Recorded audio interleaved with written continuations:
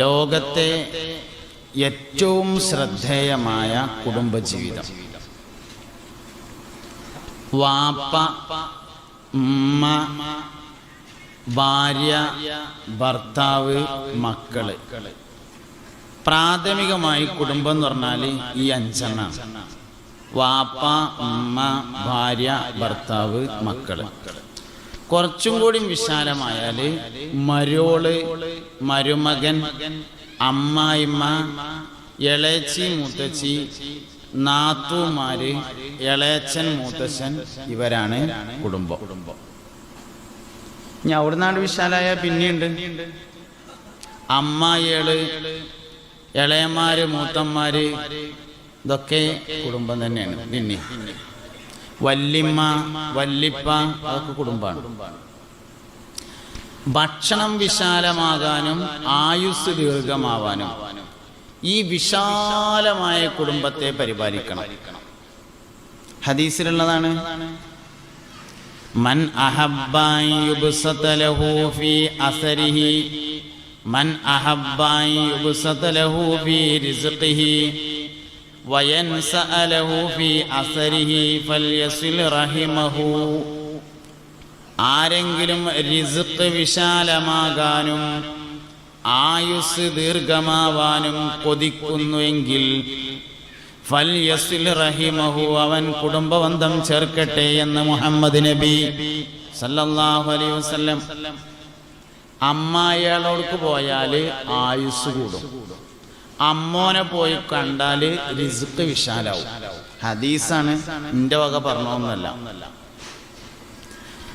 ആയുസ് ഇന്നിപ്പോൾ വളരെ ചുരുങ്ങി വരികയാണ്, കൂടണില്ല. എന്തേ? കുടുംബബന്ധം വളരെ ചുരുങ്ങി വന്നു. ഗൾഫിലൊക്കെ പോയിട്ട് ആൾക്കാരോട് ഇങ്ങനെ പരിചയപ്പെടുമ്പോൾ കുടുംബവിശേഷമൊക്കെ എന്തൊക്കെയെന്ന് ചോദിച്ചാൽ ഫാമിലിയൊക്കെ ഇവിടെ തന്നെയാണ് എന്ന് പറയും. ആരാ ഫാമിലി? ഭാര്യയും മക്കളും മാത്രമാണ് എൻ്റെ അഭിപ്രായത്തിൽ ഫാമിലി. വാപ്പിയമ്മയൊക്കെ നാട്ടിലാണ്, ഓരോന്നും ഫാമിലിയിൽ ഉൾപ്പെട്ടിട്ടില്ല. ഗൾഫേറെ അഭിപ്രായത്തിൽ കുഴപ്പമൊന്നുമില്ല പറഞ്ഞതിന്, പക്ഷെ വാപ്പാനും ഉമ്മാനും കൂടി അതിൽ പെടുത്തണമല്ലോ, അതും കൂടി കൂടിയതാണുള്ള ഫാമിലി ആറുണ്ടായി. എങ്ങനെ ചുരുക്കി കൂട്ടിയാലും വാപ്പിയമ്മയിലുണ്ട്, എന്നാലുള്ള ഫാമിലി ആകുക. അഹ്ല് എന്നതിൽ ഒരു പക്ഷേ പെടൂലായിരിക്കും. അഹ്ല് എന്ന് പറഞ്ഞതിൽ ഭാര്യയും മക്കളുള്ളൂ എന്ന് വിശദീകരിക്കപ്പെട്ടിട്ടുണ്ട്. എന്നാലും ഫാമിലി എന്നുള്ളതിൽ അത് മാത്രമല്ല പെടുക, വാപ്പിയും ഉമ്മയും ഒക്കെ അതിൽ പെടും. അതും കൂടിയും പെടുത്തിയിട്ട് നമുക്ക് പറയാൻ പറ്റണം. ഒന്നാമത്തെ വാപ്പ. എന്താ വാപ്പാന്റെ പ്രത്യേകത? അൽ വാലിദു ഔസതു അബ്വാബിൽ ജന്ന ഹബീബുനാ റസൂലുള്ളാഹി. വാപ്പ സ്വർഗത്തിലെ നടുത്ത വാതിലാണെന്ന് മുത്തുനബി സല്ലല്ലാഹു അലൈഹി വസല്ലം പറഞ്ഞിട്ടുണ്ട്. സ്വർഗത്തിന്റെ നടുക്ക് ഒരു വാതിലല്ല, സ്വർഗത്തിന്റെ നടുക്ക് 2 വാതിലാണ്. കാരണം 8 വാതിലാണ്. 8 വാതിലിന്റെ നടുവിൽ 2 വാതിലുണ്ടാവും, ഒറ്റ വാതിലല്ല ഉണ്ടാകുക. അപ്പൊ വാപ്പ സ്വർഗത്തിന്റെ 2 വാതിലാണ്. പക്ഷെ നമുക്ക് പലപ്പോഴും വാപ്പ സ്വർഗത്തിന്റെ നടുക്കത്തെ വാതിലാന്ന് തോന്നിയിട്ടില്ല എന്നുള്ളൊരു പ്രശ്നം തന്നെയാണ്. വാപ്പ നമ്മക്ക് എന്താ ചെയ്യണത് നമ്മൾ നേർക്ക് നേരെ കാണുന്നുണ്ട്. ലുക്മാനുൽ ഹക്കീം റളിയല്ലാഹു അൻഹു തന്റെ മകനെ ഉപദേശിച്ച ഉപദേശത്തിൽ വാപ്പാനെ പറ്റിണ്ട്. നമ്മളിൽ എത്ര പേർക്ക് മോനെ എന്റെ വാപ്പാൻ അംഗീകരിക്കണം എന്ന് പറയാനുള്ള ആർജവമുണ്ട് എന്നതൊരു പ്രധാനപ്പെട്ട വിഷയമാണ്. അതിനൊരു കുറഞ്ഞ ധൈര്യമൊന്നും പോരാ, അതിനൊരു വലിയ ധൈര്യം വേണം. സയ്യിദുനാ ലുക്മാനുൽ ഹക്കീം റളിയല്ലാഹു അൻഹു വവസ്സൈനൽ ഇൻസാന ബിവാലിദൈഹി, വവസ്സൈനൽ ഇൻസാന, മനുഷ്യനോട് നാം വസിയത്ത് ചെയ്തിരിക്കുന്നു, ബിവാലിദൈഹി ഹുസ്ന, വാപ്പാക്കും ഉമ്മാക്കും ഹുസ്ന, നന്മ ചെയ്യണമെന്ന്. പരിശുദ്ധമായ ഖുർആനിൽ ഈ ആയത്ത് ഉദ്ധരിച്ചു. ലുക്മാനുൽ ഹക്കീം മകന് കൊടുത്ത ഉപദേശം, മോനെ അല്ലാഹ് പറയുന്നുണ്ട് വാപ്പാക്കും ഉമ്മാക്കും നന്മ ചെയ്യണമെന്ന് അള്ളാഹു പറഞ്ഞിരിക്കുന്നു എന്ന് പറഞ്ഞു. പിന്നെ ശേഷം ഉമ്മാനെ പറ്റിയാണ് പറയണത്, വാപ്പാനെ പറ്റി പറയണില്ല.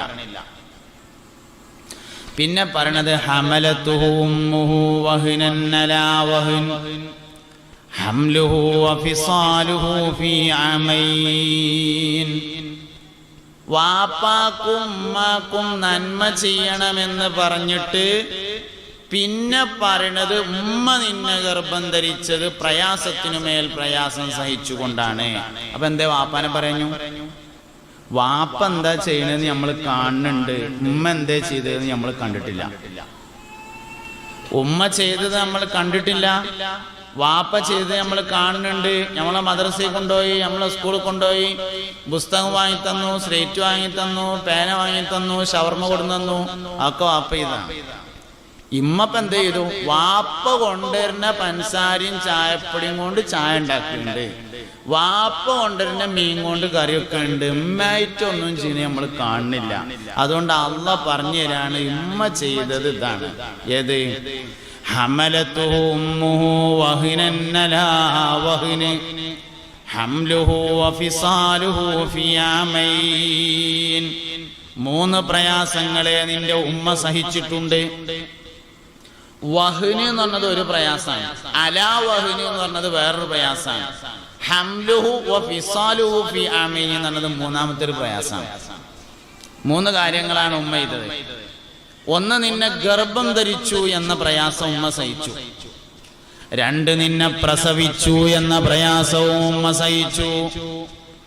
3ാമത്തേത് ഫിസാലാണ്. ഫിസാൽ എന്ന് പറഞ്ഞാല് മുലയൂട്ടുക എന്നാണ് ആ വാക്കിന് അർത്ഥം വെക്കാറുള്ളത്.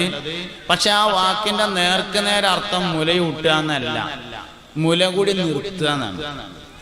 ഫിത്വാമ് എന്നാണ് മുലയൂട്ടുന്നതിന് പറയാം. ഫിസ്വാല് എന്ന് പറഞ്ഞാൽ മുല കൂടി നിർത്തുന്നതിന്റെ പേരാണ്. അപ്പൊ ഒരു വിഷയത്തിന്റെ അവസാനം കൊണ്ട് അതിന് പേരിട്ടു എന്ന് മാത്രം. എന്താ അവസാനം കൊണ്ട് പേരിടാൻ കാരണം? മുലയൂട്ടുന്നതിനേക്കാൾ പ്രധാനപ്പെട്ടതാണ് ഒരു സ്ത്രീയെ സംബന്ധിച്ച് മുല കൂടി നിർത്തുന്ന രംഗം. കുറേ ആൾക്കാരോട് ചോദിക്കും, നിർത്തല്ലേ, എന്നാ നിർത്തിയാലോ, ഞാൻ നാളെ നിർത്തിയാലോ, മറ്റന്നാൾ നിർത്തിയാലോ. സ്ത്രീകളെ സംബന്ധിച്ച് വളരെയധികം പ്രയാസമുള്ള ഒരു ഘട്ടമാണ് കുട്ടികളുടെ മുലകുടി നിർത്തുന്ന രംഗം എന്ന് പറയുന്നത്. അതുകൊണ്ടാണ് അത് പറയാനുണ്ടായ കാരണം. അപ്പൊ 1ാമത്തെ വാപ്പ, 2ാമത്തെ ഉമ്മ. കുടുംബാണ് വാപ്പ എന്ന് പറഞ്ഞാൽ.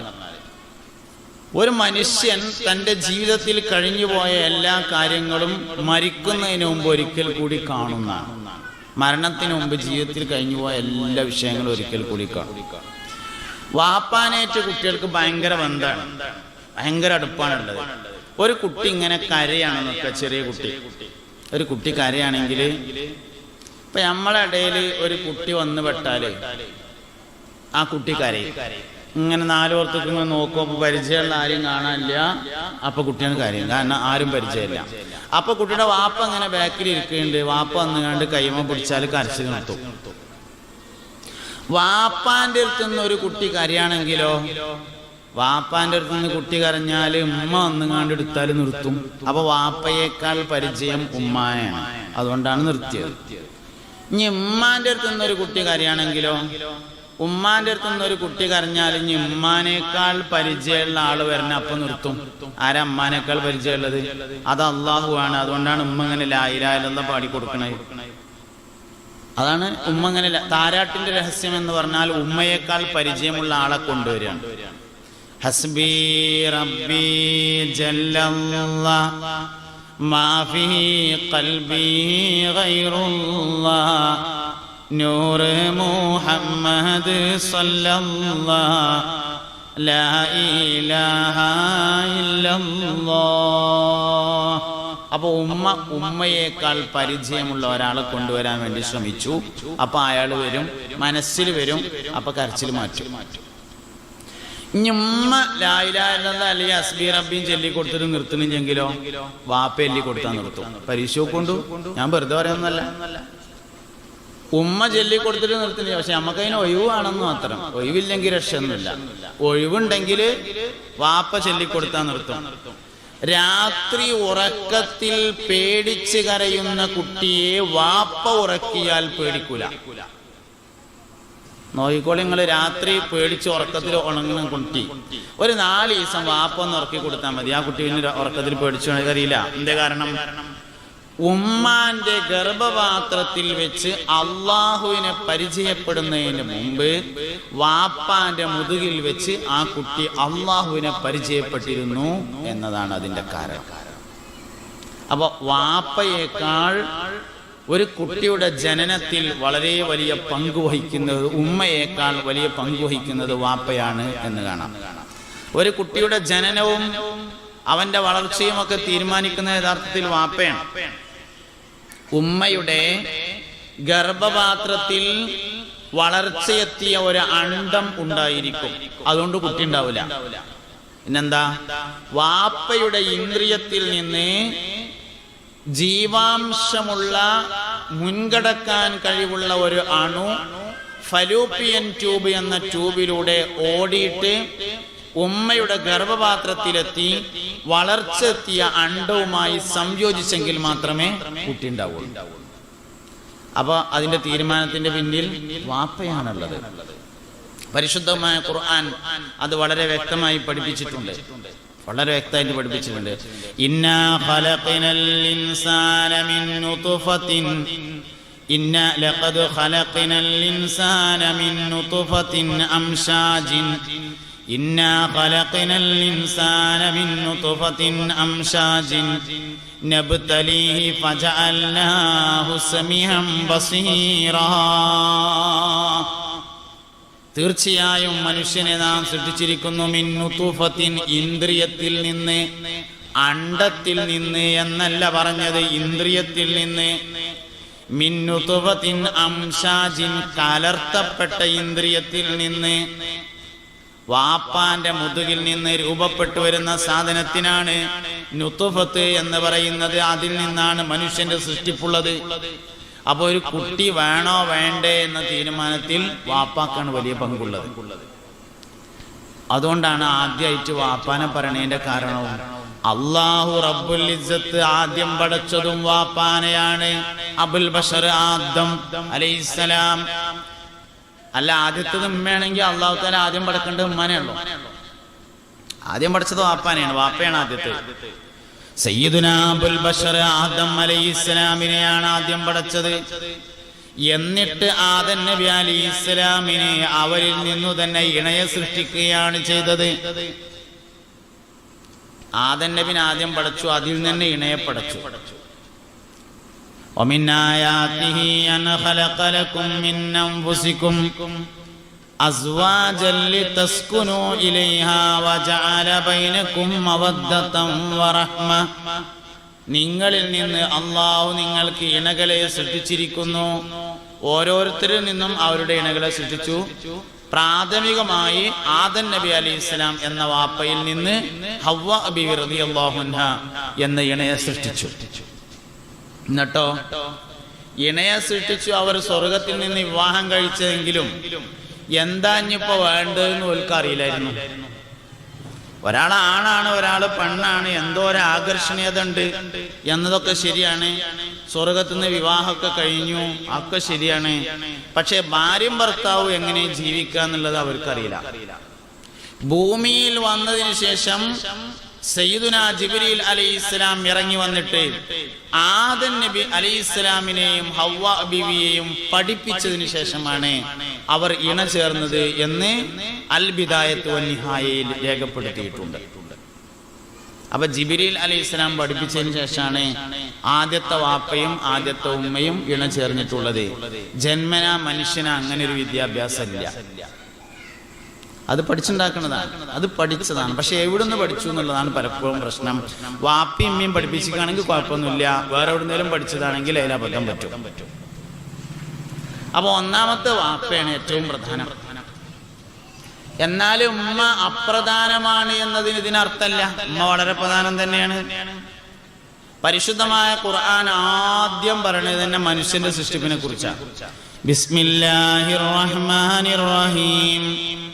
اقرأ باسم ربك الذي خلق خلق الإنسان من علق اقرأ وربك الأكرم الذي علم بالقلم علم الإنسان ما لم يعلم.